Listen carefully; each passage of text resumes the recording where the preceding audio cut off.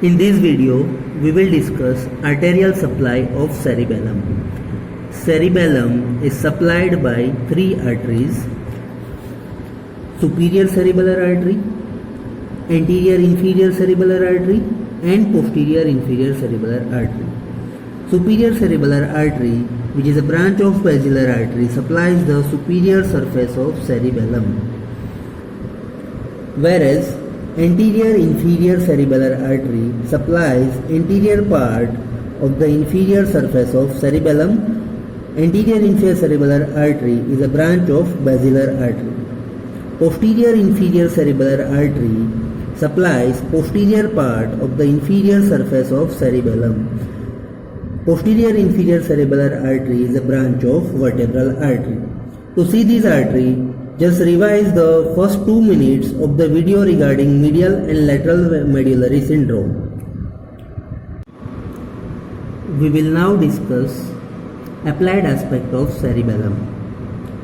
Lesions of cerebellum due to trauma, vascular occlusions, or tumor leads to varieties of signs and symptoms. All these signs and symptoms together constitute the cerebellar syndrome.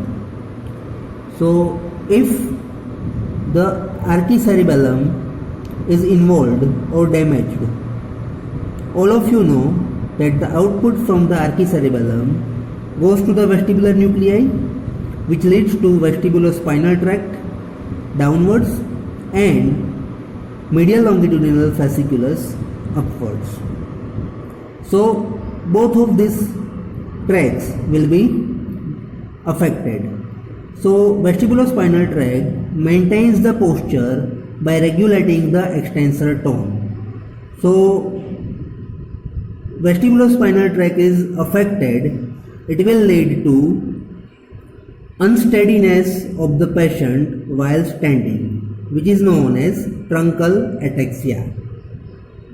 As the extensor tone is affected, to compensate this thing, while walking, patient will keep his legs well apart, forming a wide base, and while walking he will sway on both the sides.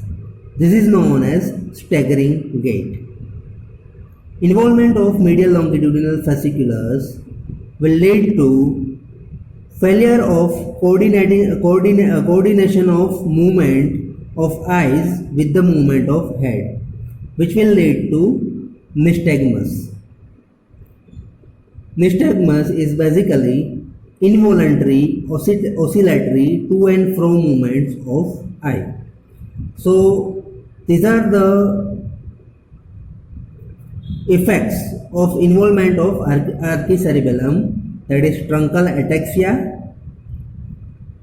nystagmus, and staggering gait. Romberg's sign will be positive in this case. In this, patient is unable to maintain his posture while standing, and if you tell him to close his eyes, he will fall down. That is known as positive Romberg sign.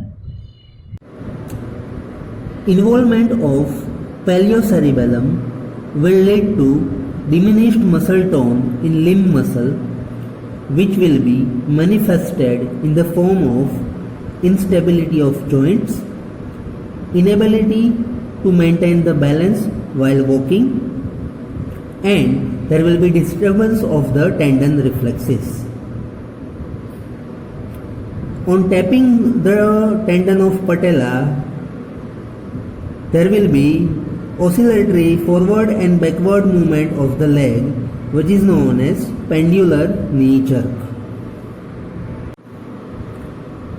Involvement of neocerebellum leads to muscular incoordination, which will be manifested in the form of dysmetria,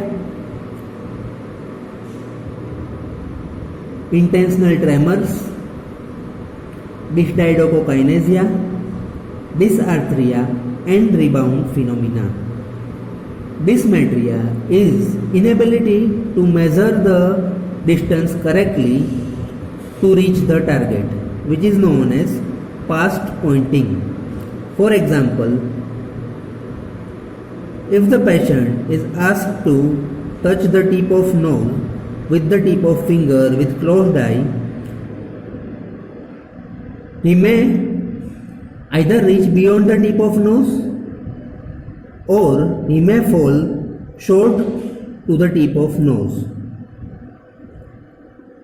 On correcting the movement, there will be oscillatory to and fro movement of the tip of finger. Intentional tremor. Whenever patient will try to do any motor activity, movement, there will be tremors. And that tremor will disappear when patient stop the activity. This diadochokinesia is inability to perform alternate movement rapidly, like pronation and supination. Dysarthria is